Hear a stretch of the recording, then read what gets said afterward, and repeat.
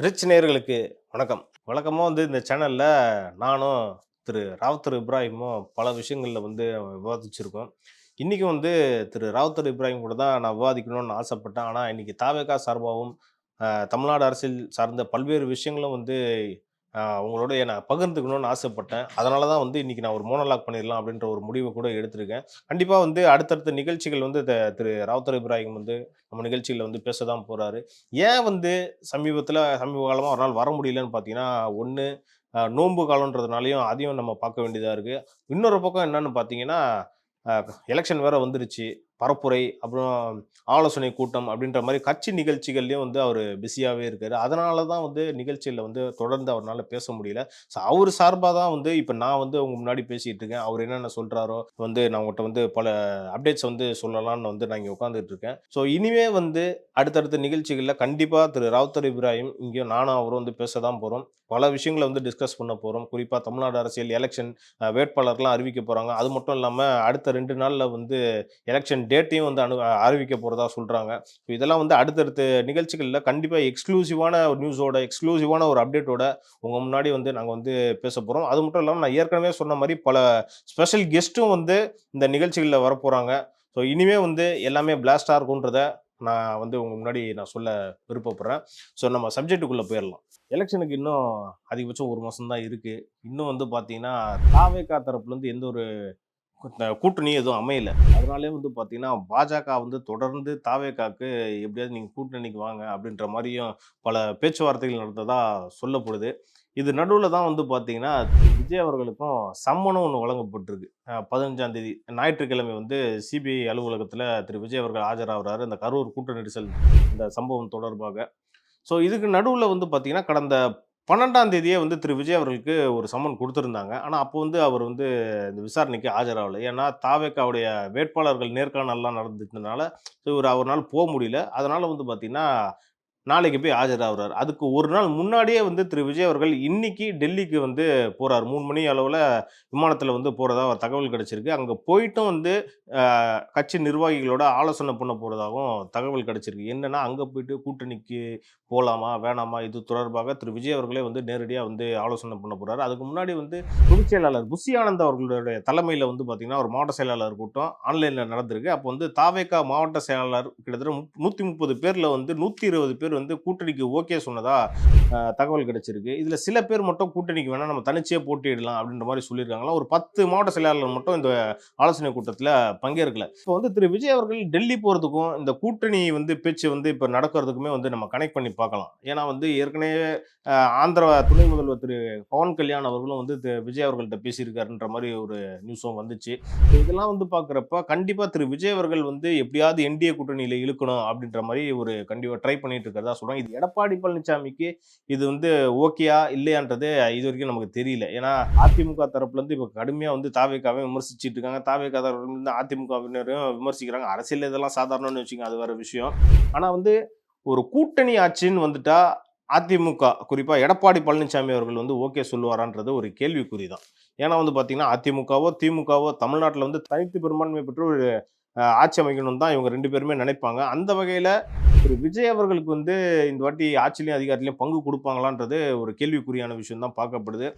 மாவட்ட செயலாளர், கட்சி நிர்வாகிகள்லாம் தாண்டி மக்கள் மத்தியில என்ன பேசப்படுதுன்னு பார்த்தீங்கன்னா, திரு விஜய் அவர்கள் கொள்கை எதிரியா பாஜகவ அறிவிச்சுட்டாரு. அரசியல் எதிரியா திமுகவ சொல்லிட்டாரு.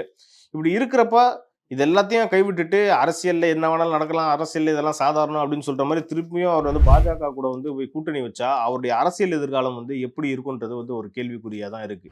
ஸோ மக்கள் மத்தியிலயும், என் ஃப்ரெண்ட்ஸ் மத்தியிலயும் நான் பல பேர்ட்ட விசாரிச்சப்போ, கண்டிப்பா திரு விஜய் அவர்கள் பாஜக கூடயோ, அதிமுக கூடயோ, குறிப்பா பாஜக கூட அவர் கூட்டணிக்கு போகக்கூடாதுன்றது தான் கருத்தா சொல்றாங்க. ஏன்னா, அவங்களுடைய கொள்கையும், தாவேகாவுடைய கொள்கையும் நேர் எதிரா இருக்கிறதுனால, கண்டிப்பா இது செட் ஆவாதுன்னு சொல்றாங்க. விஜய் அவர்கள் இதுல என்ன மாதிரியான முடிவு எடுக்க போறார்ன்றத பொறுத்திருந்து தான் பார்க்கணும். ஏன்னா டெல்லி போறாரு. அங்க போயிட்டு அவருக்கு தொடர்ந்து எதுவும் அழுத்தம் எதுவும் குடுக்கப்படுமா? இதன் மூலம் கூட்டணிக்கு நீங்க வரணும் அப்படின்ற மாரி வேற எதுவும் ஒரு அழுத்தம் குடுப்பாங்களான்றது நம்மளால சொல்ல முடியாது. ஏன்னா, ஒரு பக்கம் சிபிஐ சம்மன், இன்னொரு பக்கம் பார்த்தீங்கன்னா, ஜனநாயகன் அவருடைய படமும் இன்னும் ரிலீஸ் ஆவல. ஸோ நம்ம கடந்த காலங்கள்லாம் பார்த்திருப்போம். வடமாநில அரசியல்லாம் பார்த்துருப்போம். பல்வேறு சமரசங்கள்லாம் ஏற்பட்டிருக்கும் கூட்டணிக்கு வந்ததுக்கு அப்புறம்.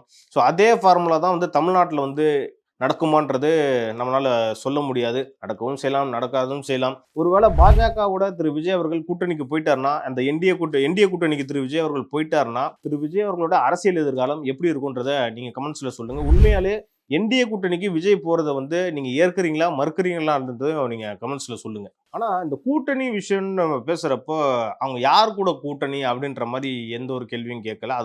அது மாதிரியான தகவலும் வந்து வரல.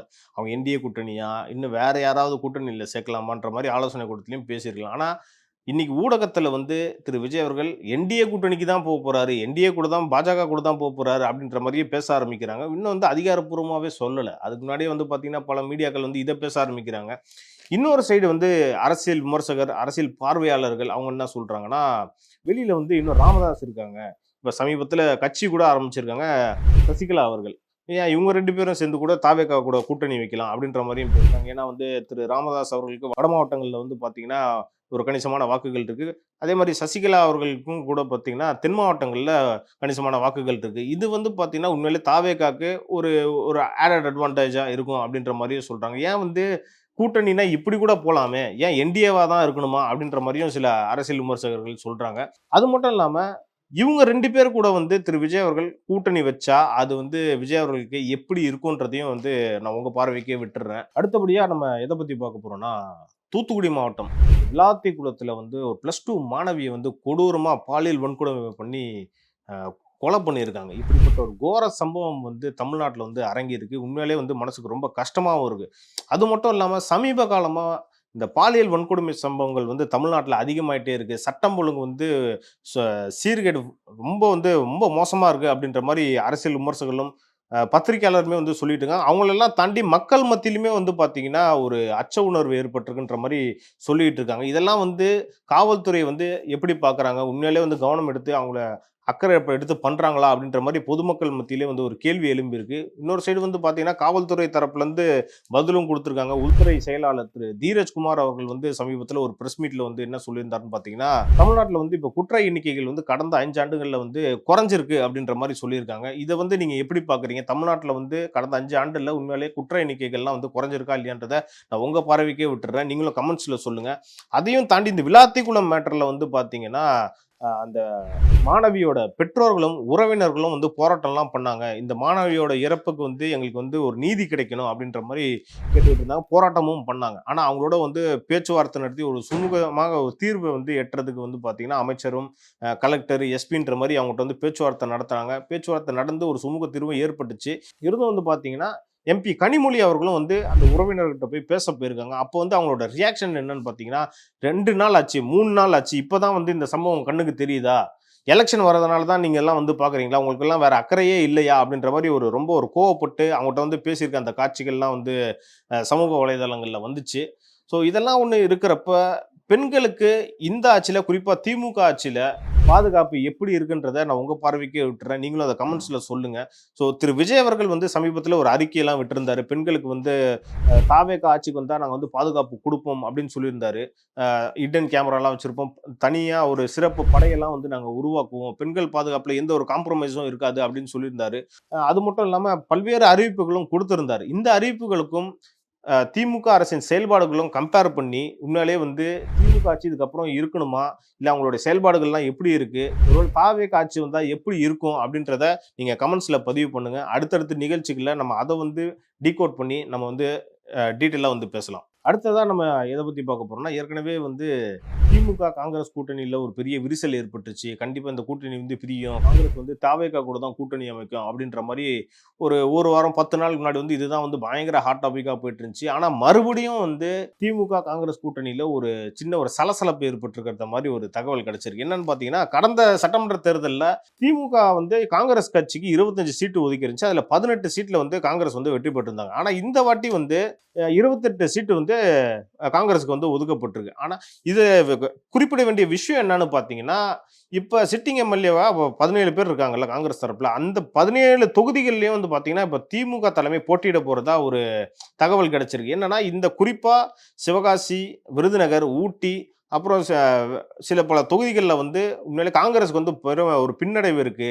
மக்கள் வந்து காங்கிரஸ் மேல ஒரு அதிருப்தி ஏற்பட்டிருக்கு. அதனால இந்தந்த தொகுதிகள்ல வந்து திமுக நேரடியா களமிறங்க போகுது அப்படின்ற மாரி திமுக தலைமை வந்து சொல்லியிருக்கிறதா ஒரு தகவல் கிடைச்சது. இது வந்து காங்கிரஸ் தலைமைய வந்து மீண்டும் ஒரு கோபத்தை ஏற்படுத்தியிருக்குன்னே சொல்லலாம். என்னன்னா, இதெல்லாம் வந்து காங்கிரஸ்க்கு வந்து ஒரு வெற்றி வாய்ப்பை ஏற்படுத்தக்கூடிய ஒரு தொகுதி. இங்க வந்து இப்ப திமுக வந்து நின்னுச்சுன்னா எங்களுடைய செல்வாக்கு என்ன ஆவுறது? அப்படின்ற மாரி காங்கிரஸ் தலைவர்கள் வந்து இப்ப வேதனைய தெரிவிச்சிருக்கிறதா தகவல் வந்திருக்கு. ஆனா திமுக தரப்புலருந்து என்ன சொல்றாங்கன்னா, மறுபடியும் இந்த தொகுதியில வந்து காங்கிரஸ் நின்னா, அது அதிமுகவுக்கு தான் வந்து சாதகமா போய் முடியும். அதிமுகவுக்கு ஒரு எளிதான வெற்றிய குடுத்துரும் அப்படின்ற மாரியும் சொல்றாங்க. இதையும் தாண்டி அந்த இடத்துல வந்து தாவேகாவும் ஒரு நல்ல வாக்கு வங்கி வச்சிருக்காங்க அப்படின்ற மாரி சர்வேலாம் சொல்றதா பல தகவல்லாம் வந்துகிட்டு இருக்கு. ஸோ இந்தந்த தொகுதிகள்ல வந்து இப்போ மீண்டும் காங்கிரஸ் போட்டியிட்டா, அது ஒண்ணு தாவேகாக்கும், இல்ல அதிமுகவுக்கு வந்து ஒரு ஃபேவரா போய் முடியும் அப்படின்ற மாரியும் சொல்றாங்க. குறிப்பா இப்ப தாவேகா இந்தந்த தொகுதிகள்ல வந்து ஒரு 2ண்ட் பொசிஷன் வரக்கூட வாய்ப்பு இருக்குன்ற மாரி சொல்றாங்க. ஸோ இதனால திமுகவுக்கும், தாவேகாவுக்கும் தான் பல இடத்துல போட்டியா இருக்குன்றதையும் வந்து அரசியல் விமர்சகர்கள் வந்து பல இடத்துல வந்து பதிவு பண்ணிக்கிட்டே இருக்க காரணமும் இதுதானா? அப்படின்ற மாரி ஒரு கேள்வி எழுந்திருக்கு.